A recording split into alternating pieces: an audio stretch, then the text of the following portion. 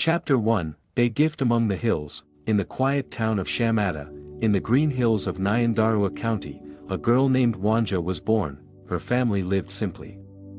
They grew vegetables, kept goats, and drank water from the streams that ran down the hills. The sun rose slowly over the mountains, and the winds carried the smell of wet soil. From a very young age, Wanja noticed things that others did not. She could see patterns in numbers, in nature, and even in people's actions. If a goat wandered near the stream, she knew exactly where it would go next. If rain clouds gathered in a certain way, she could tell which fields would flood. Her parents often said, "Wanja, you have eyes that see more than ours." Her friends whispered, "She is like an oracle." And in a way, they were right. Chapter 2, Wanja's Dreams. When Wanja became a student at the Shamata Institute of Data Science, she began to have strange dreams. In these dreams, she saw disasters and accidents before they happened. She saw people fighting. She saw buildings falling. She even saw fires in villages far away. Sometimes, she saw happy events too, children being born, families reunited, and farmers harvesting their crops. One night, Wanja dreamed that a river in a nearby village would overflow. She woke up suddenly, her heart pounding. She ran to the village and warned the people. The next morning, the river had risen as she had seen in her dream. Not a single home was lost because the villagers had moved their goats and crops. From that day on, more people began to listen to her warnings. Chapter 3, Writing the Future. Wanja decided to write everything down. She created a notebook, simple but strong. Every page had dates of events that were coming. Some were good. Some were terrible. When her friends asked her, "Why do you write these things, Wanja?" she answered softly, "I do not know why I see them. I only know that God helps me understand what may happen. I write to help people, not to frighten them." She warned people whenever she could. If she saw a flood in her dreams, she ran to the village. If she saw sickness, she shared remedies and advice, but she never gave the exact final date of the end of the world. She only said, "The end is very, very imminent." Her gift was a blessing from God, but it was also a responsibility. Chapter 4, Life in Shamata. Wanja's life was not all visions and warnings. She went to school, studied numbers, and learned about data science. Even though it was new to her village, she liked sitting under the big jacaranda tree near the school. She watched the sun rise over the hills and listened to the birds.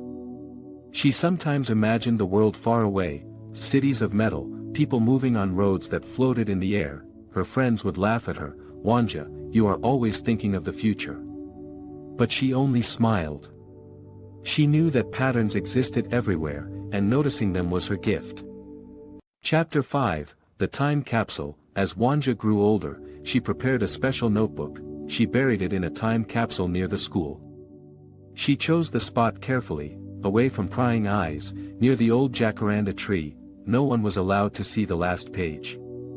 The final page held the date of Armageddon, July 19, 3014. Wanja knew she would die before anyone else could read it.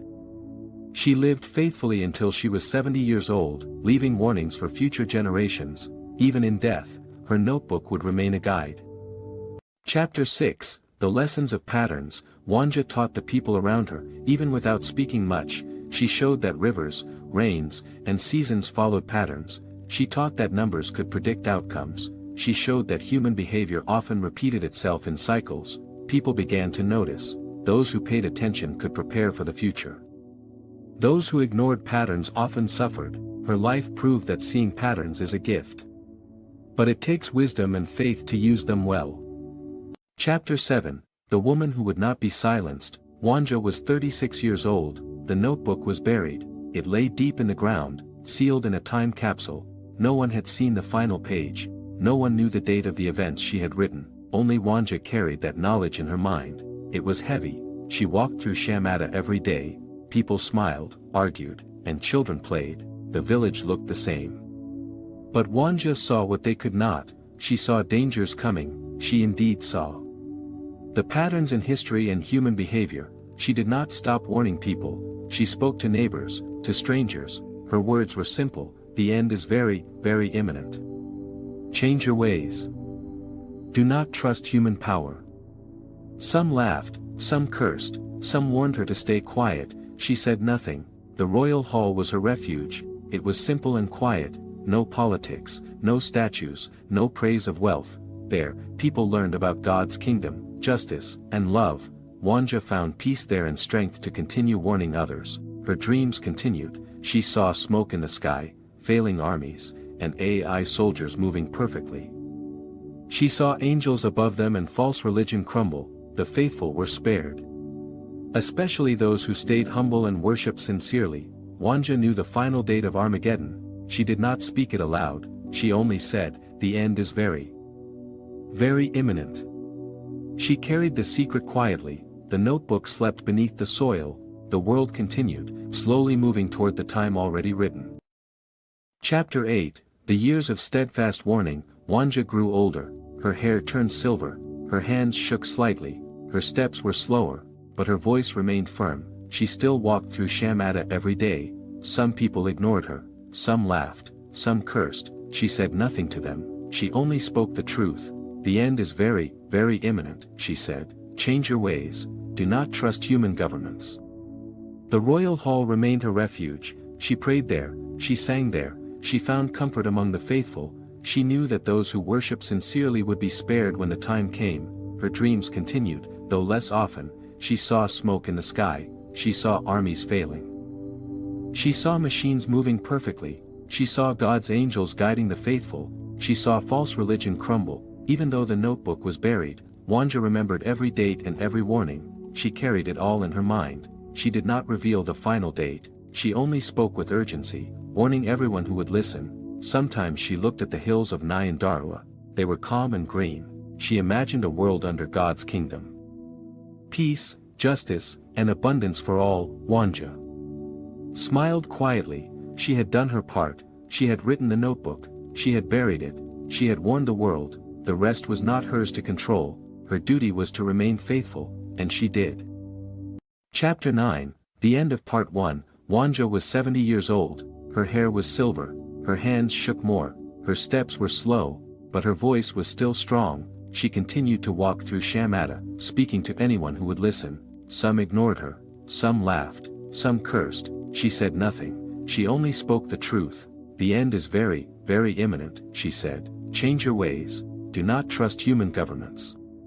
The royal hall was still her refuge. She prayed there. She sang there. She found comfort among the faithful. She knew that those who worshiped sincerely would be spared when the time came. Her dreams came less often now, but they were sharper. She saw smoke in the sky. She saw machines and angels working together. She saw false religion crumble. She saw the faithful protected. The notebook was buried. The last page, the one with the date of Armageddon, remained a secret. No one had seen it, only Wanja knew. She looked at the hills of Nyandarua one last time. They were calm and green. She imagined a world under God's kingdom, peace, justice, and abundance for all. Wanja smiled quietly. She had done her part. She had written. She had buried. She had warned the world, and then she rested. The notebook slept beneath the soil. The world continued moving toward a future she had already written. Her life had ended, but her mission was complete. Part 1 ends here. The story will continue in the year 3000, when someone else will find the time capsule and uncover Wanja's secrets.